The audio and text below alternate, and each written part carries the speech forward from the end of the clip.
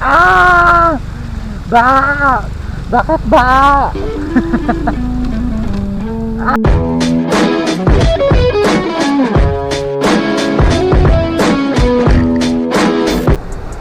Okay.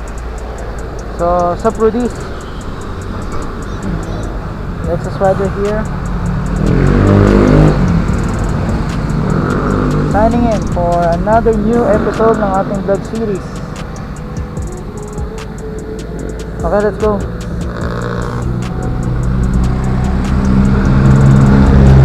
Front cam na ulit tayo. So ayun nga no, Rudy. Ngayon itong vlog natin is uploaded sa YouTube. So baka lang magtaka kayo na wala tayong upload ngayon sa FB. So tatry ko lang mag-upload dito sa YouTube. Try ko lang.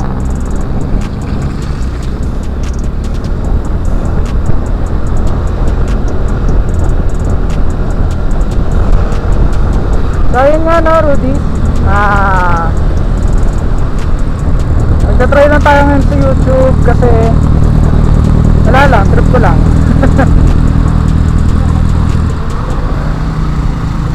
Pero magbibigay ako ng clip dun sa FB page natin na inform lang sa mga ano natin, viewers. Ngita naman tong tricycle na to. So shoutout nga pala sa mga nag-chat sa akin. Pasensya na kayo, hindi ko kayo nare-replyan kasi medyo busy ako eh. Hindi ko na-check yung aking chat box, kaya pasensya na kayo. Pero pinapacheck ko naman lagi kay kay Commander. So dami na nag-chat sa akin. Shoutout sa inyo. Salamat sa pag-approach sa ating page. Tapos balita ko lang sa inyo guys, nagbabalak po akong kumuha ng tutor. Mga nasa grade 3 to grade 4, yun lang kukunin kong tutor. At least basics lang naman yung gusto ko ituro eh. Mga sentences, kung ano yung tamang grammar, kung ano yung tamang sentence sa para lang matuto, di ba? Mapakinabangan ko rin yung kinuha kong course na edu, di ba? Sayang naman yung pagkuha ko ng edu kung di ko rin naman magagamit eh, diba? Kaya ayan. Pero nag-iisip ako pa guys, kasi syempre mahirap kasi yung hikayatan ng bata, lalo na wala na tayo sa wala na tayo sa tipid-tipid eh. Nandito na tayo ngayon sa puro gadgets. Kaya puro gadgets ang ginagamit ngayon ng mga bata kadalasan, diba? Saka kailangan ko pa ng lakas ng loob, kailangan ko pa ng diskarte kung paano mahihingkayat ang bata. Kasi never pa ako nakapag-handle ng bata eh. Never pa ako naka-handle sa buong buhay ko. Doon nagbantay ako ng bata. nung nag-observation ako sa balita, experience na ako doon. Pero yung pag-handle ng bata, wala pa akong experience. So kailangan ko pa i-train yung sarili ko regarding sa ituturo ko, regarding sa gagawin kong visual aids. Kailangan ko pa ma-train kasi nga, kaya lang naman ako na-into sa eduk bukod sa nakwento ko na lahat ng problema, nahina rin ako kasi visual aids at sa paggawa ng lesson plan. Kaya ayun, humingi na rin ako ng tips kay Commander ko yung pwede kong gawin. So sinare niya sa akin yung mga experiences niya, ganyan. Which is, nung binigay niya sa akin yung experiences niya, binigay niya yung ideas niya, yung tips, medyo nagalangan pa ako. Kasi malaking responsibilidad ang pag-tutor sa bata, dahil nakasalalay sa'yo ang matututunan ng bata. So ayun nga Rudy, meron lang ako i-share sa inyo kasi nagkaroon ng problem issue yung anak-anakan ko. Nagkaroon kasi dati ng issue sa amin, di ba? Nagkaroon ng issue. Dahil nga naging magulang kami sa kanya, lalo na sa akin talaga siya unang napalapit. So nagkaroon ng konting issue, problem, nagkaroon ng attachment, nagkaroon ng spark, ganito ganyan. And after that happened, and so di naman kami naging awkward, same pa rin, sweet pa rin, ganito ganyan. Pero nasakta kasi si Commander sa nagawa niya, or sa nagawa namin, so ako nagkamali din ako. So nakita niya yung repost ni Commander or nung mamihan niya sa TikTok. Nakita yung mga repost, sad repost, depressing repost, anxiety repost, mga ganun. Tapos nag-chat siya sa akin kung okay lang daw ba si mami niya. Sabi ko, oo naman, okay naman. Kasi daw, nakita daw niya yung mga repost dun sa TikTok. Tapos ano daw, nasasaktan daw ba mami niya. Ganun daw ba niya nasaktan yung mami niya. Kasi nga, ganun nga, nagkaroon ng issue, diba? Ganito, ganyan. Sabi ko, hindi naman about sa'yo lahat ng mga repost niya. Dahil meron din siya mga napagdaanan na sobrang cruel. Since childhood niya, may napagdaanan siya na sobrang cruel na ganun nga. Napaka-cruel ng family niya, may family issue. Kumbaga toxic family yung nasa paligid niya. Kaya saka tungkol din sa ex niya na pinagmalupitan din siya, di ba? Sabi ko, hindi naman lahat tungkol sa iyo. Minsan may mga iba ring poses na relate din sa kanya tungkol sa toxic family niya. Minsan relate din sa toxic exes niya na pinagmalupitan nga siya, ganito ganyan, diba? Kaya sabi ko sa kanya, her pain isn't all about yours. Kumbaga, her pain isn't all about you. May mga iba't ibang bagay din na pinagkagalingan yung pain niya. Ibang dahilan din yung hinanakit niya sa buhay. Hindi lang tungkol sa'yo. Saka isa pa, napatawad ka na niya binigyan ka na niya ng chance. So goods ka na sa kanya. Kaya sana huwag mo isipin. Kasi iniisip niya, sa kanya lagi yung problema, sa kanya lagi yung sakit na nadaramdaman niya dahil sa nagawa niya. Siya lang naman hindi sabi ko, ikaw lang naman hindi makamove on sa nagawa mo eh. Kasi mami mo nakamove on na. Doon na, maaalala niya pa rin yun, pero nakamove on na yun.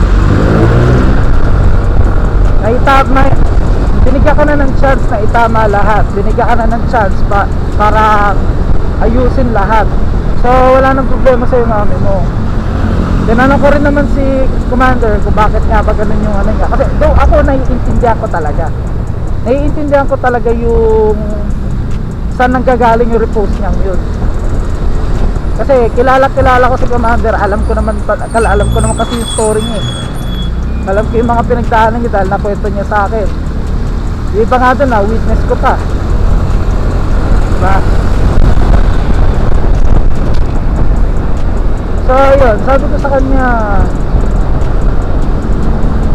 huwag mong aanin yun. Saka ito nga, yung ibang repost ni Commander, nanggagaling din kasi yun. Sabi niya kasi sa akin, tinanong ko sabi ko, bakit nga ba? Para saan ba yung mga repost na yun? Sabi niya, mga random talks lang daw, ganito ganyan. So may mga random talks naman talaga tayo mga tao. Kahit ako naman may random thoughts diba? Kahit ako may random thoughts, may pinanggagalingan din yung random thoughts ko. Minsan related din ako sa mga post na nakikita ko. Yung mga text na may background music saka background video, yung ganun. Tapos may mga messages, may mga meaning, may mga hugot. Basta yung ganun, alam niyo yung sinasabi ko. May mga ganun, related din ako doon. Relate ako dahil napagdaanan ko yun, dahil danas ko yun. Basta ngayon nakahil na ako, diba? Para sa mga taong nag-o-overthink na baka mamaya sila yung dahilan kung bakit may repost na ganun yung taong kaibigan nila o mahal nila, huwag nyo isipin yun. Okay? Huwag nyo isipin yun kasi their pain is not all about you.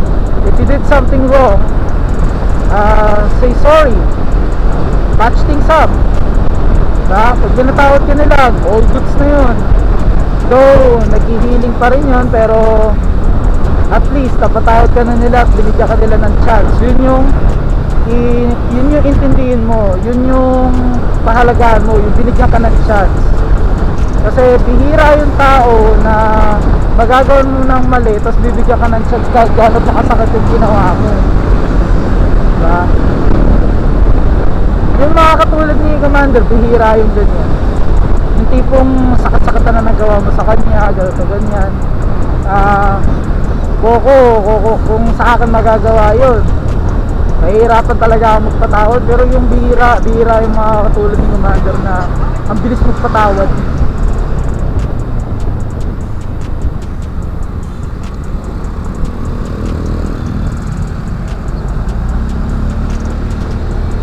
Dito tayo, ikot tayo. Pero alam ko bahari na alam ko bahari na ayaw kasi dumaan sa baha eh. Malalim bahari niya sa ano. Sa yun nga, tandaan nyo, yung hinanakit na tao, hindi naman tungkol lagi sa inyo. Katulad niya na sabi ko, kung napatawad na kayo at binigyan kayo ng chance, take it for granted. Huwag mo nang isipin yung nagawa mo, napatawad ka naman na eh. Pero yung sakit nandun pa rin, kaya huwag ka magpakakampante. Pinatawad ka dahil tao ka lang, kakamali ka, unless kung sinadya mo yun. Binigyan ka ng chance kasi alam niya may tatama mo yun. Kaya don't give up so easily. Huwag ka lagi mag-overthink na ikaw yun. Okay? Kaya na paulit-ulit ko sasabihin sa inyo, huwag ka mag-overthink na ikaw lahat ang dahilan o ikaw yung pinatatamaan. Huwag mo lagi tatak sa isip mo na yung mga report niya parinig sa'yo. Kasi minsan yung mga repost niya yun pasigaw niya sa mga taong nakasakit na kanya. Ala, baha. Ala,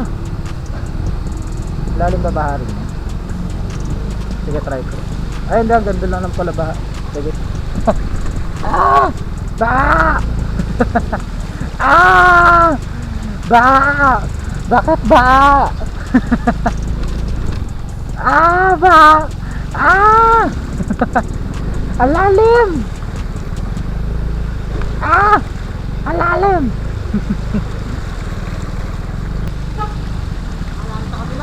Lalim? Shit. Lalim daw. Olo. Malalim daw sa kabila. Hindi natin kaya. Lalim daw sa kabila. Hindi daw natin kaya. Boss, malalim?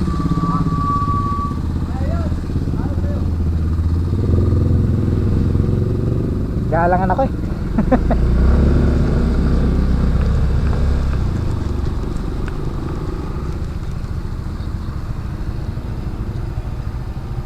Bako lalim, hindi kaya. Hindi kaya. Malalim. Malalim. Hindi kaya.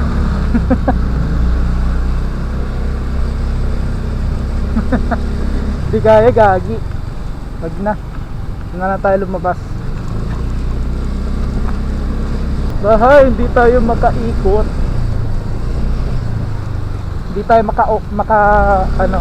koti. Balik na lang ulit tayo highway. Okay, so yun nga, Rodis, no? Ganun lang. Huwag nyo lagi iisipin sa sarili nyo na kayo yung pinapatamaan doon. Sa kami nakita pa ako yung sinabi niya na na yung tungkol sa tayo na mag-open up o kaya parang ma-ignore lang parang ina-abandon na yun siya, di ba? Yun yung katauhan niya. Kung isa siyang soft-hearted person siya. Nasa sa kanya yun, nasa sa kanya yung yung ganong mindset. Pero hindi ibig sabihin no, na ikaw ang dahilan kung bakit siya ganun. Minsan nandun talaga yun sa tao. Nasa tao yun. Kaya yun lang ang may papayo ko sa inyo. Kahit ako naman nagkamali na ako sa tao especially kay Commander. Pero once she gave me a chance and napatawad niya ako, I'll take it for granted. Pero lang naman yun kasi ang paghingi ng patawad yun yung something na ano ka, nagsisisi ka sa ginawa mo. At yung paghingi mo ng chance yun yung something na ano ka, babaguhin mo yung pagkakamali mo. Sisiguraduhin mo na hindi na mauulit ulit yun. So yun lang naman, Lodis. Share ko lang yung ano, kasi ang ano alam mo yun, parang napangina kasi yung mga tao na kumbaga they always living the past or they still keeping the past in the present. Tandaan nyo guys, always leave the past where it belongs and start a new one in the present. Kasi pare-parehas tayo, pare-parehas kayo hindi makakapag-deal if you still gonna keep the past from the present, if you still keep the past to the present. Mali ako pintot. So yun lang, Lodis. Tinaray lang talaga natin dito sa YouTube. So yun lang. So yun lang, Lodis. That's about it. Always remember, we use the road, we rule the road. Nexus Rider, signing off.